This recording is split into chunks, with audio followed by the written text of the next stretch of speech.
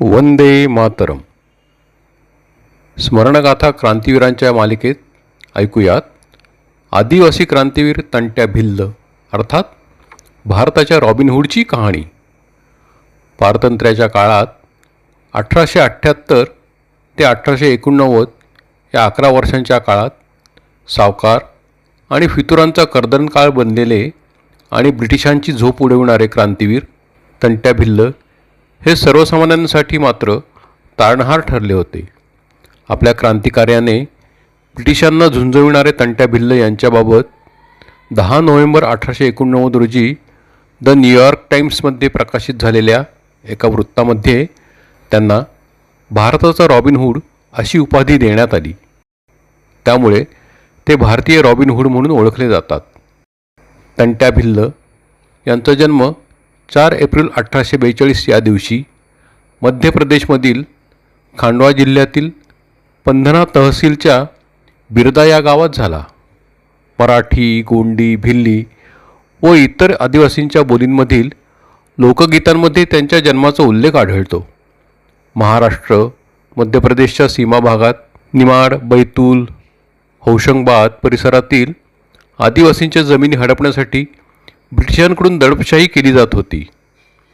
British राजसत्तेच्या या काळात निजाम आणि इतर संस्थानिक स्वतःची गादी टिकवण्यासाठी ब्रिटिश सत्तेबरोबर जुळून घेण्याचा प्रयत्न करत होते.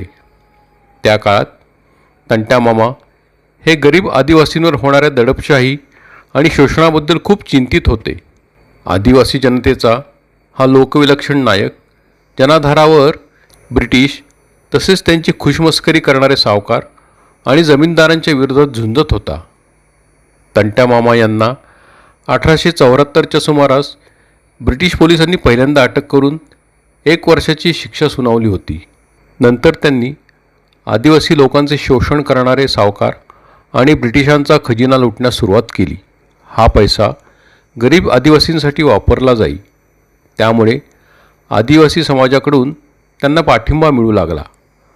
1878मध्ये हाजी नसरुल्ला खान युसुफभाई या ब्रिटिश लष्करी अधिकाऱ्याने तंट्या मामा यांना दुसऱ्यांदा अटक करून खांडवा येथे तुरुंगात टाकले. तिथून त्यांनी केवळ 3 दिवसातच पळ काढला. त्यानंतर अत्याचारी जमीनदार, सावकार आणि खुशामतखोर यांच्या त्रासातून आदिवासी बांधवांना मुक्त करण्यासाठी त्यांनी स्वतःच्या दरबारात शिक्षा देण्यास सुरुवात केली. काहींचे हात तोडण्यात आले, काहींचे नाक कापण्यात आले, काहींचे कान तोडण्यात आले. त्यामुळे जमीनदार, सावकार आणि ब्रिटिशांचे खुशामतखोर घाबरले होते. त्यांचा हा लढा देशावर सत्ता गाजवण्याचा प्रयत्न करणाऱ्या ब्रिटिशांकडून होत असलेल्या अन्याय आणि अत्याचारांच्या विरोधात होता.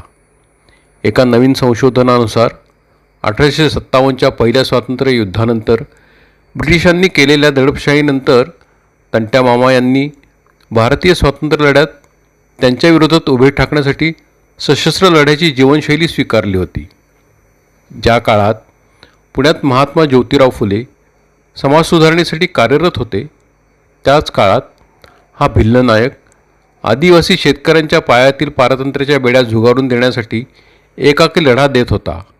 मात्र ब्रिटिश सरकार आणि पोलिसांची मदत घेऊ इच्छिणारे सावकार, जमीनदारांनी त्यांना दरोडेखोर ठरवले होते. तंट्या मामा यांना पकडण्यासाठी 10,500 रुपये आणि 2500 एकर जमिनीचे बक्षीस ब्रिटिशांनी जाहीर केले होते. काही जमीनदारांनीही वेगळे बक्षीस ठेवले होते. तंट्या मामा यांना पकडण्यासाठी ब्रिटिशांनी तंट्या पोलीस नावाचे स्वतंत्र पोलीस दल स्थापन केले होते. गावागावात तंबू उभारून पोलीस चौक्या उभ्या केल्या होत्या. जमीनदार आणि सावकार यांना मोफत शस्त्रे वाटण्यात आली होती. यावरूनच ब्रिटिश राजसत्तेने तंट्या मामा यांचा किती धसका घेतला होता हे लक्षात येतं. हा वीर क्रांतिकारी 1878 ते 1889 अशी 11 वर्षे ब्रिटिशांच्या हातावर तुरी देऊन डोंगर दऱ्यात तळपत होता. त्यांच्या कारवायांनी ब्रिटिश धास्तावले होते. एका जमीनदाराने मूठभर धान्याच्या बदल्यात तंट्या मामा यांचे वडील भाऊसिंह यांची जमीन बळकावली होती. तंट्या मामा यांनी जमीनदार शिवा पाटीलकडे आपल्या वडिलांची जमीन परत देण्यास सांगितले. पण जमीन परत न करता जमीनदार शिवा पाटीलने तंट्या मामा यांना एका खोट्या प्रकरणात अडकवले.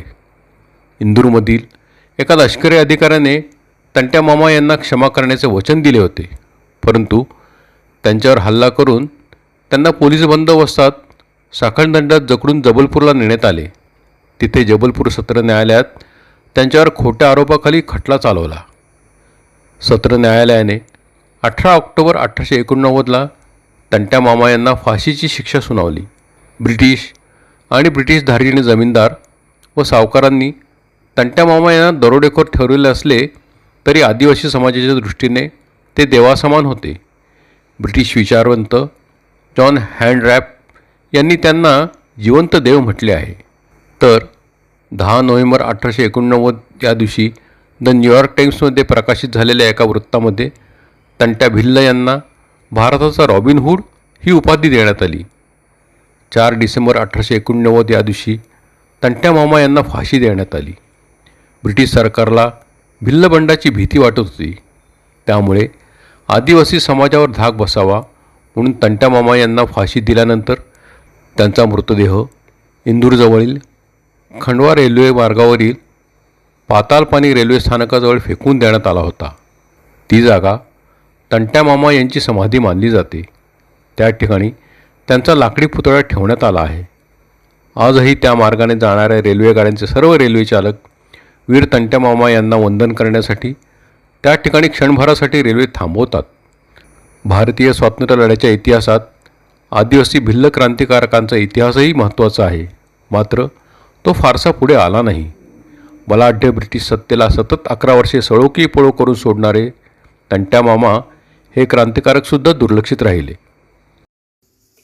स्मरणगाथा क्रांतिवीरांची पाहत राहण्यासाठी सबस्क्राईब करा, लाईक करा आणि भारताच्या स्वातंत्र्य लढ्याचा गौरवशाली इतिहास समाज मनात रुजवत राष्ट्राभिमान जागवा.